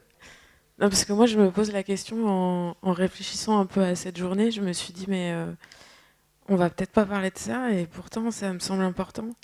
Mais c'est bien qu'on en parle. Parce qu'en fait, de faire des résidences, on s'en en a souvent parlé, ça empêche, par exemple, d'avoir, en tant qu'artiste, d'avoir un contrat pour un travail qui pourrait nous rémunérer afin de nous alimenter et de nous loger. De type boulot alimentaire quelconque. Et du coup, c'est super. J'en parle aussi avec des artistes qui sont enseignants, enseignantes. Et donc des artistes, par exemple, qui ne peuvent faire des résidences que sur les temps de vacances scolaires ou qui prennent même des congés sur leur temps de travail pour pouvoir partir en résidence. Et voilà, donc en fait, moi, dans un désir de vouloir, d'avoir la possibilité d'aller en résidence, de faire ce qui m'intéresse, j'ai toujours soit démissionné, repris un travail après, ou négocié pour avoir des disponibilités qu'on trouve très rarement dans des entreprises lambda. Donc oui, la question du dispositif de résidence dans une économie d'artistes, elle est, enfin voilà, c'est une vraie question, c'est au centre, je trouve, de... Si, je rebondis là-dessus. Effectivement, j'ai l'impression aussi que par rapport à nos discussions avec les membres du réseau Art en Résidence, il y a de plus en plus de résidences qui s'adaptent aussi, tu vois, d'une certaine manière à des temps comme ça qui sont nécessaires. Nous, on accueille des résidents des artistes dans des entreprises. Et là, on doit à la fois voir avec l'entreprise et à la fois voir avec justement ces résidents. Et au début, on faisait ça assez regroupé. Et en fait, maintenant, on se rend compte que, comme tu dis, il y a une économie qui fait qu'ils ont besoin de continuer à avoir leur salaire de prof ou continuer à pouvoir travailler sur tel ou tel job alimentaire pendant X temps. Et en fait, ça repousse un peu la résidence, mais il ne faut pas que ça soit non plus un frein d'une certaine manière, mais c'est vrai qu'au tout début d'un parcours, c'est assez complexe de jongler, comme tu dis, avec tout ça. Et bon, maintenant, on essaye, je trouve, un peu plus, ou en tout cas, on tend vers ça, de s'adapter aux artistes, mais comme tu dis, il y a quand même un problème à ce niveau-là, mais qui est dans l'économie aussi, malheureusement. Je ne sais pas si c'est un problème, mais puisque tous ces très beaux dispositifs sont des tremplins, sont des opportunités pour les artistes. Évidemment que tous les artistes ne souhaitent pas aller en résidence, mais c'est quand même des enjeux. Et même, je pense, c'est lié, l'histoire de la vie personnelle, de la famille, etc., qui sont parce que des artistes, par exemple, qui font des résidences toute l'année, qui ont une pratique presque itinérante, qui vivent en résidence, c'est aussi des gens qui sont dans des formes de vie nomade, et ça implique plein de choses du point de vue aussi de la vie personnelle ou même du quotidien. Enfin, ouais. Mais j'ai eu la chance, et c'est encore le bel ordinaire, ils sont vraiment super là-bas. Mais quand j'étais en résidence, avec une artiste qui est venue et qui était désolée de dire qu'elle était tombée enceinte entre-temps et qu'elle venait elle était prête à annuler la résidence et à ne pas venir. Et Et la directrice lui a dit « Mais non, tu viens. Et puis on se débrouillera. » Et voilà, donc on a fait la résidence à 2 avec un petit garçon de 5 mois en résidence. Mais c'était incroyable, incroyable. Jamais j'aurais pu vivre un truc pareil, avec des sessions d'atelier et d'allaitement délirants. Et moi, bon, je sais pas, des fois j'avais un peu le... Voilà, on s'entraidait, quoi. Et quand on parlait de la rencontre, là, du coup, c'est le maximum. En tout cas, ce serait une des questions de la table ronde de cet après-midi.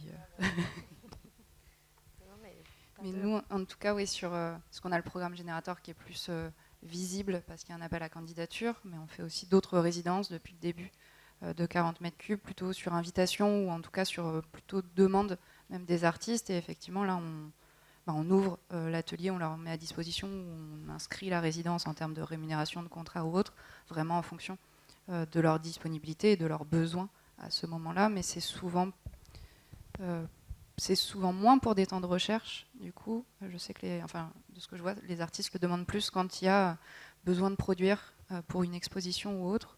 Et peut-être, mais après là c'est vraiment que le côté expérience, ça ne veut pas dire du tout que c'est la réalité, mais peut-être qu'ils sollicitent moins ces lieux juste pour des temps de recherche qui pourraient être ponctuels et voilà, se faire assez naturellement, je pense. Mais c'est peut-être quelque chose qu'on doit développer en termes de visibilité de notre côté aussi, pour s'adapter encore plus à cette problématique. Ça me fait rebondir justement aussi sur les questions de restitution de ces fins de résidence et de recherche. Donc là, on a vu qu'il y a différents formats. Catherine, tu évoquais post-production, qui là est vraiment dans avec le but de faire une exposition au FRAC. Mais on a vu aussi d'autres moyens. Peut-être que tu peux en parler. Oui, le but, effectivement, c'est de repartir sur le collectif. Donc, sélectionner 4 diplômés qui ne se connaissent pas. Hein, et donc, d'essayer de les mettre en résidence de production en vue d'une exposition. Donc, c'est clairement annoncé dès le départ. Hein, c'est pas une résidence c'est pour produire une exposition. Donc, la sélection se fait par les directeurs de lieu, avec une idée déjà préétablie de l'exposition qu'ils vont mettre en œuvre, et sur certaines affinités, on va dire, esthétiques et artistiques entre les 4, pour construire une exposition au final qui se tiendra dans le FRAC, donc qui se tienne un petit peu. Donc ils produisent pendant 3 mois, accompagnés par une équipe professionnelle et dans un lieu de production, avec les outils mis à disposition, les espaces nécessaires à la fabrication des pièces, hein, même si parfois c'est pas forcément de la sculpture, des grosses pièces, mais il y a toute cette démarche, cet accompagnement qui est fait. Puis après, un travail en commun avec le directeur du FRAC pour la mise en espace de cette exposition. Hein, les pièces, toute la production est suivie régulièrement pour voilà, quel type de pièces, comment on va les articuler les unes par rapport aux autres, quel type de dispositifs vont être mis en œuvre dans l'espace qui est déjà prédéterminé, qui est celui du FRAC. Donc il y a quelques contraintes qui sont aussi formatrices pour les jeunes artistes, parce qu'ils seront confrontés très souvent à des contraintes. Donc voilà, c'est un exercice en fait. C'est pas quelque chose, mais qui me semble être assez formateur. Et, pardon. Et Mario, dont on parlait au téléphone aussi de justement donc ces restitutions qui sont aussi le moment de rencontre avec le public. Alors oui, peut-être une restitution un peu originale. Donc dans le cadre en fait des affluentes, une résidence a été mise en place à Fleury-les-Aubrais. Fleury-les-Aubrais, c'est une ville qui est à la périphérie d'Orléans. Donc nous avons été contactés en fait par la maire en fait de Fleury-les-Aubrais, qui donc voilà, dans un quartier prioritaire. En fait, la maison pour tous Jean Villard avait été complètement, en fait, complètement détruite par une tornade. Et cette maison pour tous était vraiment au cœur, en fait, de la vie, en fait, de ce quartier. Et donc, elle souhaitait donc, initialement, la maison devait être rénovée, puis c'était finalement beaucoup trop cher, et c'était plus simple de la détruire et d'en reconstruire une autre. Mais elle voulait donc elle nous a contactés pour qu'on puisse travailler sur la programmation, en fait, de cette maison pour tous. Donc, nous avons embauché, en fait, une designeuse et un philosophe. Nous avons acheté une caravane. Et nous avons installé la caravane à proximité, en fait, de la maison pour tous, et nous dormions, en fait, dans cette caravane, ce qui nous mettait en contact de manière évidente, puisque pour le coup on était vraiment au milieu de la place, évidente, mais avec les gens qui venaient nous voir, et tout ça nous a permis, en fait, de travailler sur la programmation. Et à l'intérieur, donc, de ce dispositif, on a placé, en fait, une résidence de jeunes diplômés, donc qui lui aussi dormait de temps en temps dans la caravane. Et donc la restitution, en fait, elle s'est faite, la restitution du travail à la fois du jeune diplômé en résidence et de ces professionnels qui travaillaient, en fait, sur la programmation, s'est faite devant le conseil municipal, tout simplement. Voilà.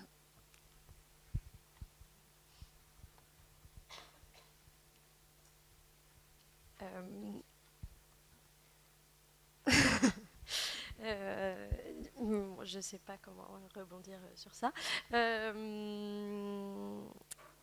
Peut-être que vous avez aussi des expériences justement liées au public, et puis même aussi au suivi. Enfin, tout à l'heure, Caroline, même au téléphone, on avait parlé tu me disais que du coup les ateliers que vous gérez à Anvers, ils sont...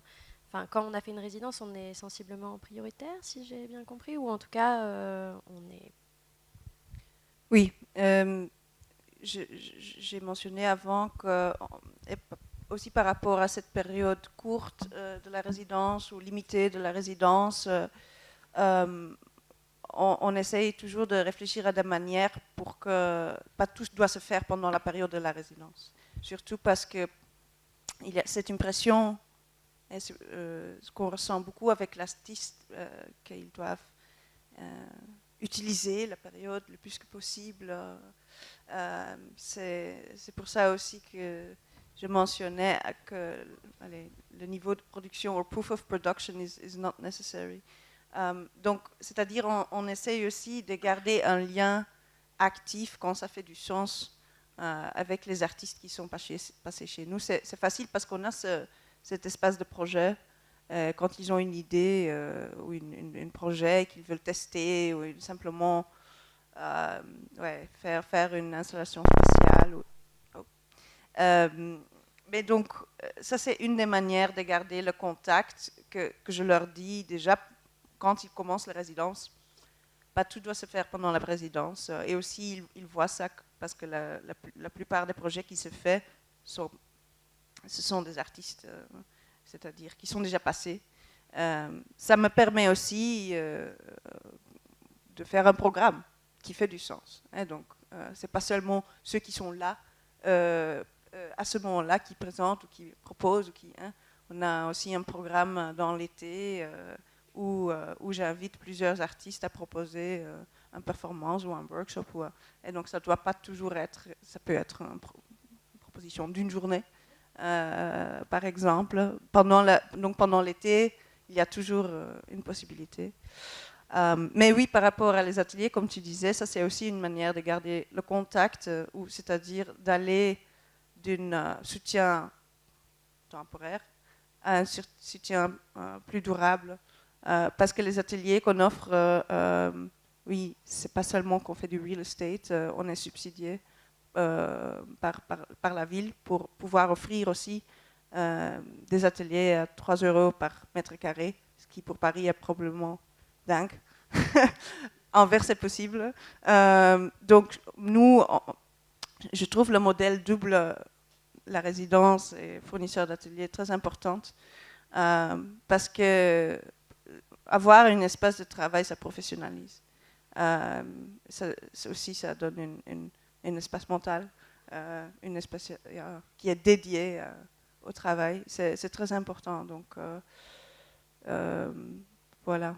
Donc, ouais, ça relie. On essaie de réfléchir à une communauté that grows, hein, des gens qui passent, qui partent, qui restent, qui reviennent. Et voilà. Bon, alors je vais faire une sorte de mini-synthèse de ce qu'on s'est dit, et puis après je te laisserai la parole, Marion. Donc comme on le voit en fait dans les résidences, justement vers plutôt une scène émergente, il y a cette nécessité d'offrir un espace, comme tu disais, qui soit un espace physique, mais qui permet justement de débloquer un espace un peu plus large aussi dans sa possibilité de travail. Après, on a beaucoup parlé du collectif et de l'échange, du soutien, de la rencontre. Donc ça, c'est nécessaire, effectivement, que ce soit avec d'autres artistes ou aussi avec les professionnels qui accueillent ou avec, comme tu donnais l'exemple de la personne qui t'a aidé à être... à chercher du fer ou à travailler le fer. Donc en fait, tous ces échanges ils sont aussi très importants. Et puis il y a cet accompagnement qui va être plutôt juridique, qui va être dans comment est-ce qu'on se professionnalise dans tous les sens du terme. Et peut-être que justement, c'est pour ça que je vais laisser la parole après à Marion qui avec le programme en fait, c'est Générateur qui permet justement d'être cette relation en fait entre résidence et formation, si on peut dire ça. Donc je te laisse en parler. Merci beaucoup, Aude. Oui, donc juste pour redonner le contexte de 40 mètres cubes, c'est un centre d'art contemporain qui a été créé en 2001 par Anne Langlois et Patrice Goisduf, qui a été labellisé en 2019 Centre d'art contemporain d'intérêt national, qui a des missions communes à tous les centres d'art, un atelier de production d'œuvres, un espace d'exposition, avec un travail important sur la médiation et puis des missions plus spécifiques, notamment avec un travail sur les œuvres dans l'espace public, le développement de résidences d'artistes, comme je le disais avant, qui s'est fait de manière plus, je dis naturelle, mais c'est de manière moins formalisée en tout cas. Dès le début, puisque dès le début on travaille avec de jeunes artistes qui ont besoin, c'est exactement la synthèse que tu disais, d'un espace de travail, de moyens pour produire des œuvres, souvent dans le cadre d'avant une exposition, et puis d'une rémunération pour financer un temps de recherche aussi, qui est très rarement, hormis le cadre des résidences, qui est très rarement financé. Donc ça, c'était important. Donc on navigue comme ça pendant 10 ans. Et en 2012, commence à naître l'idée de développer un programme qui offrirait un temps plus long. On parlait tout à l'heure de cette problématique du temps de résidence qui est parfois trop court. Donc l'idée, c'était d'avoir un temps long, non plus pour être sur l'idée de développer un projet spécifique ou de produire des œuvres pour une exposition, mais vraiment d'avoir un temps, un espace-temps pour développer sa pratique dans son ensemble, réfléchir sa pratique, finalement les projets qu'on souhaitait développer par la suite. Donc là aussi, on pense vraiment l'après ce temps de Générateur, puisque aussi souvent à la sortie de l'école, la pratique est encore très marquée par l'école, par les ateliers, par les enseignants qui ont accompagné les projets de fin d'études. Donc voilà, sortir de cet espace, des fois juste la dimension de l'atelier. On a eu beaucoup le cas aussi d'artistes qui ont eu ce temps de sortie d'école, du job alimentaire, on travaille dans l'appartement, dans le bout de chambre qui reste en fonction du compagnon, du chat ou d'autres, et qui se retrouvent à faire des choses très petites parce que c'est l'espace qu'ils ont, et juste de les mettre dans un espace beaucoup plus grand, ça change la réalité de leur pratique. Donc des fois c'est vraiment très, très concret.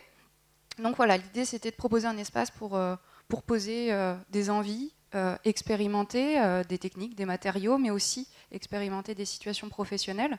On parlait tout à l'heure d'ateliers avec des publics. Tous les artistes n'ont pas envie ou n'ont pas les compétences ou les capacités aussi pour réaliser ce type d'activité complémentaire. De proposer un espace pour appréhender et mettre en place une méthode de travail aussi qu'on a évoquée avant. Pendant Générateur, je vais rentrer après dans le détail, on propose des rendez-vous individuels, mais qu'on n'impose pas. Ce sont les artistes qui les sollicitent avec les co-directeurs de 40 mètres cubes pour s'adapter vraiment du coup à la pratique de chacun, au temps nécessaire. Et puis d'acquérir aussi des compétences complémentaires à celles qui ont été acquises au sein des écoles. Donc on a parlé de compétences juridiques, en tout cas sur la question du contrat, sur les questions fiscales et sociales, de compétences complémentaires qui serviront pour l'après-temps Générateur, c'est-à-dire comment je vais trouver après les financements et les partenaires qui vont me permettre de développer mes projets, quelles activités complémentaires à ma pratique je peux mettre en place pour vivre de mon métier. Et donc on arrive du coup à... Je ne sais pas si ça marche. On m'a dit de pointer l'un et l'autre, j'espère que je ne vous mets pas un laser dans la tête. Non? Bon, sinon on restera là-dessus, c'est pas grave. Hop, c'est bon. Du coup, en 2014, donc on se retrouve, excusez-moi, j'ai fait un peu une jonction un peu rapide, on se retrouve avec cette envie qui est très liée à la résidence, qui correspond à un format de résidence très long et qui va aussi sur la formation professionnelle avec cette acquisition de compétences complémentaires. Et donc c'est accompagné de nos partenaires et notamment la région Bretagne, qui a un axe très développé autour de la formation professionnelle, qu'on s'oriente vers Générateur pour proposer du coup un dispositif, une formation professionnelle de 7 mois pour 4 artistes, avec la diffusion d'un appel à candidature, une sélection uniquement autour du portfolio, une sélection qui est faite par un jury qui change chaque année.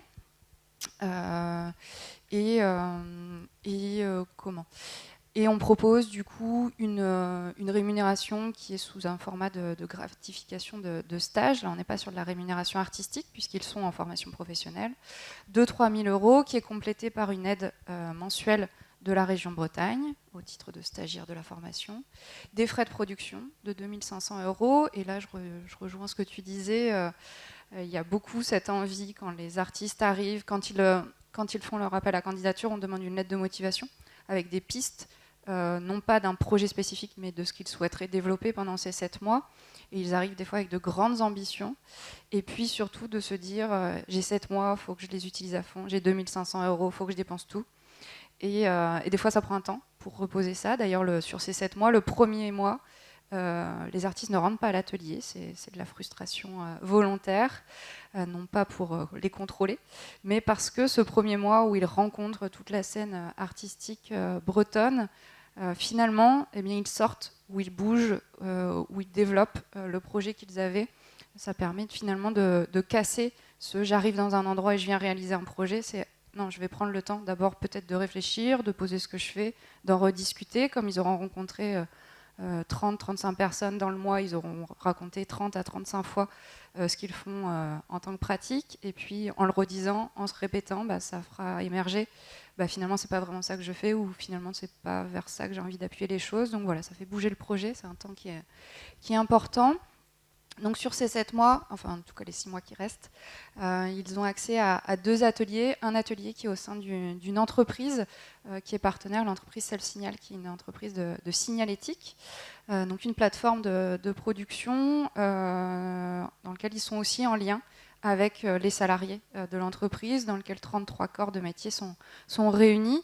Donc ça les amène tout de suite, tu parlais de la mise en relation, là, elle est forcée, puisqu'ils déjeunent ensemble, parce que, tiens, il utilise telle machine, je vais lui demander s'il peut m'aider là-dessus, je vais aller voir le bureau d'études pour réaliser tel devis et études, et du coup, ça crée des relations assez intéressantes. Et puis un autre atelier qui est en dehors de Rennes, qui est un hangar, le Bug, qui permet de travailler des productions dans un plus grand format aussi.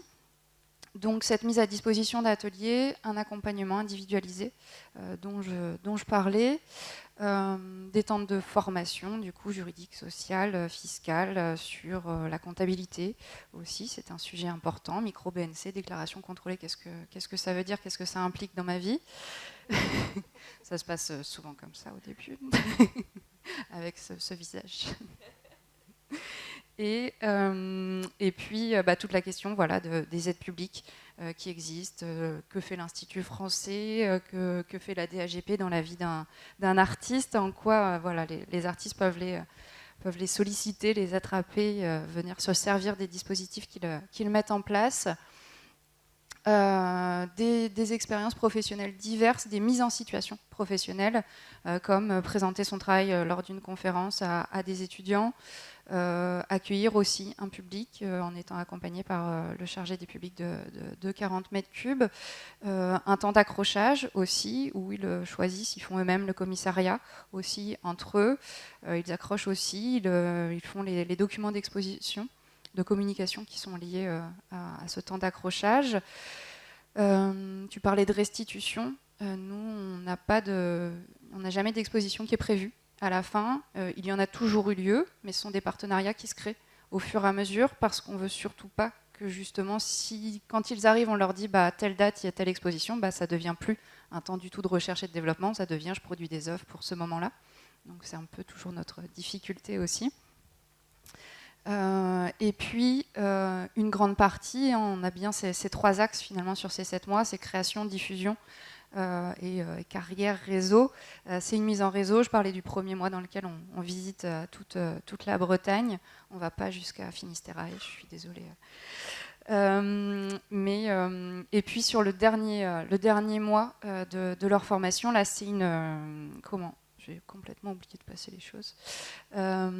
C'est une dizaine de professionnels qu'on invite au niveau national.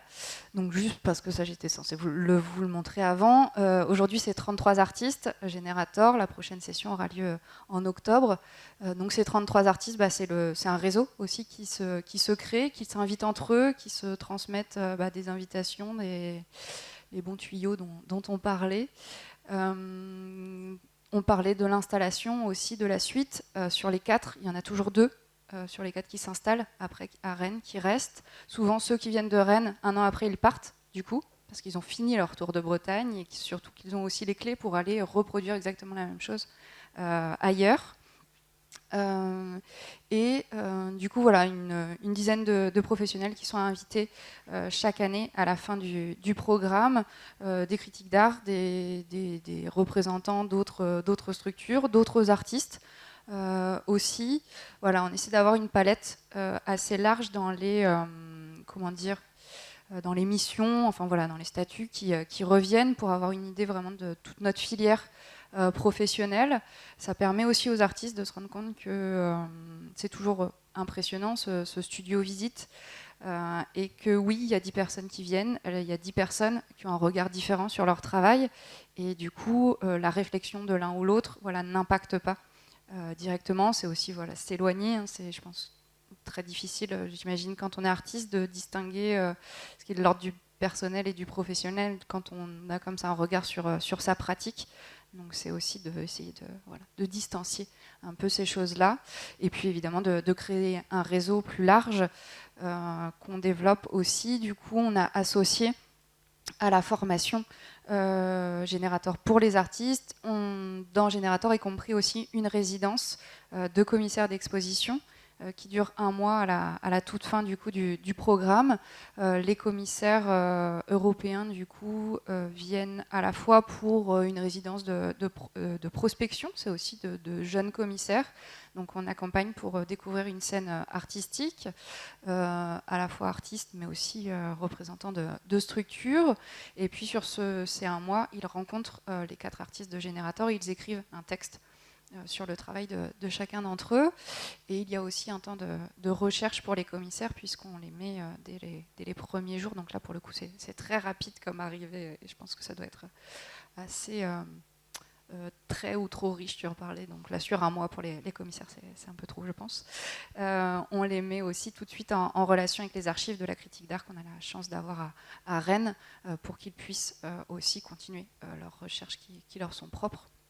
Donc là, il y a une allocation de recherche, la prise en charge du transport aller-retour et l'hébergement, ce qui est une distinction avec le côté formation, puisque là, les artistes ne sont pas hébergés pendant 7 mois, et c'est une grande problématique aujourd'hui, vu ce qu'il se passe à Rennes. donc voilà pour ce qui est Générateur. Et donc cette présence des commissaires, c'est aussi évidemment, ça fait partie du réseau que se créent les artistes pendant leur temps. Donc on est vraiment sur un peu un accélérateur de développement. C'est pour ça qu'on est entre résidence, formation, incubateur. On a un peu essayé de mêler tout ça. Et donc Générateur s'est créé au tout début avec un partenariat avec l'ESAB, donc l'école des beaux-arts de Rennes, qui s'est terminée 6 ans après. Et on a le plaisir du coup de réaliser une édition en partenariat avec l'ESAB qui retracera ces 6 premières années de Générateur. Et on exposera là justement en juillet toutes les productions, ou en tout cas tous les artistes qui sont passés par Générateur depuis le début. Donc un beau moment à venir. Merci. Merci beaucoup Marion, merci beaucoup à vous toutes pour ce temps. Je pense qu'on aurait encore d'autres questions et d'autres notions à aborder, mais peut-être qu'on peut aussi vous laisser la parole pour les gens qu'il y a dans la salle, ou pas dans la salle, si vous avez des questions à propos de tout ça, le soutien à l'émergence via le prisme de la résidence.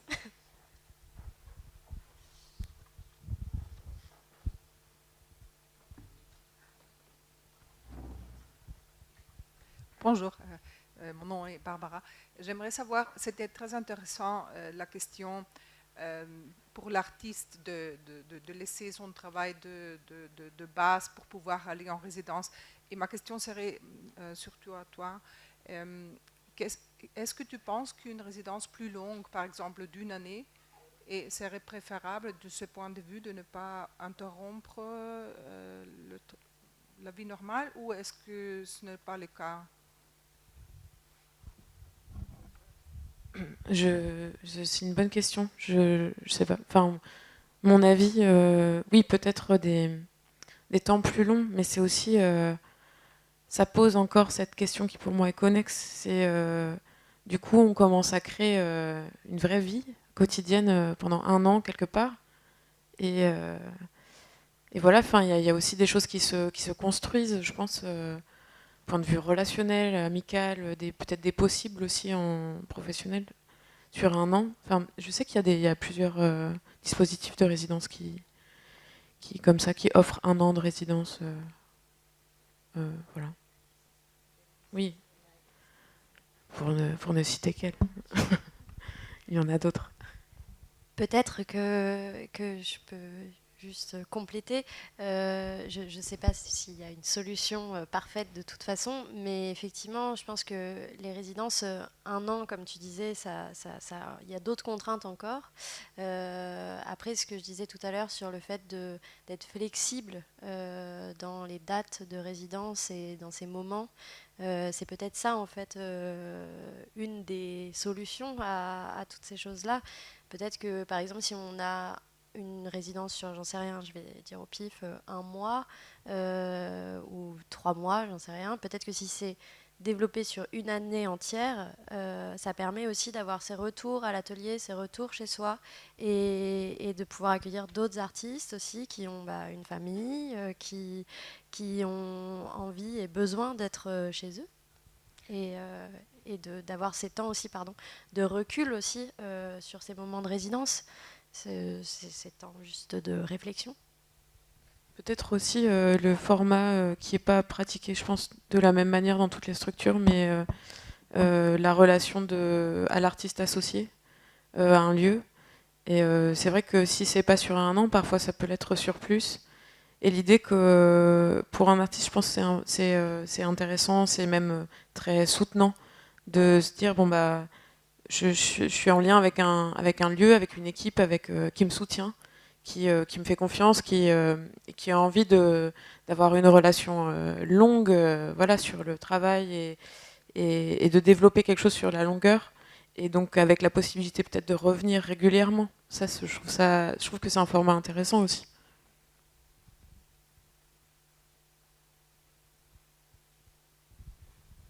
Compléter, c'est un format qui existe dans le spectacle vivant. Hein. Les scènes nationales, les CDN, les CCN ont des artistes associés. Donc, effectivement, ce serait à développer pour nos structures ce type de résidence qui, effectivement, est très bien adapté. Il existe aussi dans certains centres d'art, je sais que c'est le cas à La Criée à Rennes, qui a ce format d'artistes associés, mais qui arrive, je pense, beaucoup moins en début de parcours, en tout cas, parce qu'il y a quand même des attentes dans l'implication aussi de la direction artistique, enfin dans des choix d'actions qui sont réalisés. Du coup, c'est vrai qu'auprès des artistes émergents, aujourd'hui, c'est plus difficile à mettre en œuvre. Oui, je me permets juste de compléter sur justement qu'est-ce qu'on laisse quand on part en résidence. On laisse un emploi, mais on laisse aussi une famille potentiellement, un appart. Donc, Art en résidence avait pensé au départ créer une charte déontologique, et à juste titre, pour justement penser à cette question-là, notamment. Et donc, on tend vers forcément une obligation à la rémunération des artistes qui partent en résidence. Et voilà, donc ça a été un des fondements au tout départ, quand on a fait cette charte il y a une bonne dizaine d'années. Et ça reste un socle important et commun. Voilà. Je voulais juste rebondir, tu disais que ça existait à La Criée, ça existe aussi à Toulon avec le Port des Créateurs par exemple, où je sais qu'il y a Léo Fourdrinier qui est passé par Générateur, qui donc est plutôt jeune mais pas non plus émergent, enfin en tout cas en tout cas, en ce moment, ça va bien pour lui. Et il y a ce système-là, comme ça, d'artistes associés, en fait. Donc, voilà, ça existe, mais c'est encore des formats spéciaux. Et puis, il y a la question du budget aussi qui suit cette question de temps. Je voulais juste ajouter qu'en Belgique, il y a aussi un lieu qui travaille avec des artistes associés. Et je ne pense pas que c'est seulement pour les artistes... C'est-à-dire il y a aussi un intérêt associé des artistes émergents parce que il y a aussi parfois la volonté de découvrir un artiste et pouvoir dire qu'une organisation était le premier à le soutenir ou s'associer avec. Bonjour. Moi, je travaille au Port des Créateurs justement à Toulon et je voulais alimenter un petit peu l'expérience là-dessus, puisque effectivement, nous, à la base, on avait une artiste associée qui est Régine Chopineau, qui est chorégraphe. Donc en fait, on est pluridisciplinaire, on ne fait pas que dans les arts visuels. Et effectivement, on bénéficie à ce moment-là de son expérience, d'une longue carrière, de son réseau, etc. Et on a reçu Léo Fourdrinier donc, en résidence de 2 mois, donc une résidence de recherche et de création. Et ça a été une espèce de coup de foudre en fait entre la structure et la personne, à tel point qu'il est resté. Sa résidence en fait a été prolongée, on l'a logé pendant plus d'1 an gratuitement derrière. Voilà, on voulait à tout prix le garder. Il nous rapportait du réseau. Voilà, il était très actif, très impliqué dans la structure, etc. Et effectivement, à ce moment-là, on s'est dit, pourquoi pas lui proposer un statut d'artiste associé au lieu. Et on lui a proposé une convention de 3 ans qu'on va très probablement soit prolonger encore d'1 an, soit renouveler d'une manière ou d'une autre. Mais ce qu'il apporte en comparaison d'artistes qui ont une carrière longue, etc., c'est un réseau de jeunes d'écoles d'art, etc., que nous, on capte à notre échelle territoriale, mais pas forcément à l'échelle nationale. Et aujourd'hui, c'est vrai qu'il nous offre une visibilité. Et puis, comme vous le disiez, on est les premiers à l'avoir quelque part. Enfin, on s'est engagé sur un artiste jeune et émergent qui aujourd'hui fait les Biennales de Lyon, etc. Donc, bon, c'est un petit peu un plus pour une structure, d'autant plus une structure qui est relativement jeune comme la nôtre, quoi. Voilà, donc c'est un pari, mais c'est pas si difficile à mettre en œuvre que ça, ce type de format de résidence sur le long terme, comme ça, avec un artiste émergent.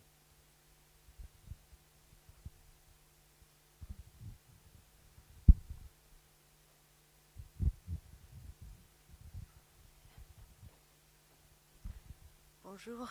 Et je voulais poser une question parce que, en fait, je suis là par rapport aux tables rondes qui a eu lieu en ligne l'année dernière aussi, je crois, durant le Covid. Et il y a eu une présentation très intéressante aussi au niveau d'international. Et bien qu'on a noté que je suis entrée en contact, après, peut-être à cause de Covid, j'ai eu du mal à donner la suite ou qu'on puisse donner une suite, en fait, de nos conversations. Je voulais savoir, est-ce qu'il y a une base ou un plateau où les structures centrales fonctionneraient après les débats d'aujourd'hui et demain pour qu'on donne une suite pour nos démarches, justement pour les contacts, les rencontres, entrer en contact, envoyer les dossiers, etc. Parce que ça n'a pas été très facile durant le Covid. Voilà, c'est ça qui m'inquiète. Et puis au niveau d'international, j'aimerais bien savoir, est-ce qu'il y a une centralisation des infos? On peut continuer, comme la DRAC, hein, on peut téléphoner, demander des renseignements. Voilà. Je pense que je vais laisser répondre Élise ou Anne, mais vous avez beaucoup d'informations en fait sur le site directement de Art en Résidence. Enfin, je ne sais pas. Oui, alors sur le site du réseau, vous trouvez déjà toute la liste des structures fédérées avec sur chacune ce qui est. On essaye d'être quand même le plus précis possible aussi sur quelle est la singularité de leur programme de résidence, c'est-à dire quels espaces elles offrent, quels moyens financiers, quels moyens matériels elles proposent aux artistes, la durée des résidences, les différentes manières d'être sélectionnés par appel à candidature ou autre. Donc déjà, ça vous permet aussi, vous, en tant qu'artiste, de faire le tri dans ce qui vous correspond et ce qui vous convient, puisque cette variété-là, elle correspond aussi à une variété de besoins des artistes aujourd'hui. Donc voilà. La plateforme sur laquelle vous allez trouver des infos, c'est ça. Sinon, une suite au colloque proprement parlé, non, ça n'a pas été imaginé. Et sur l'international, alors il y aura demain 2 tables rondes sur les questions internationales. Et je peux aussi vous renvoyer sur l'atelier pro de la semaine prochaine, donc du jeudi 9 juin, qui est... Je ne suis pas sûre qu'il reste des places, mais il sera potentiellement reproposé prochainement. Donc voilà, suivez aussi notre actualité via la newsletter, etc., pour voir les différents ateliers qui peuvent être proposés aussi en digital. Vu l'heure, je pense qu'il faut que du coup on conclue là. Donc je voulais juste vous remercier et puis on laisse la parole à ceux de cet après-midi. On a déjà parlé un petit peu de recherche aussi. Merci beaucoup.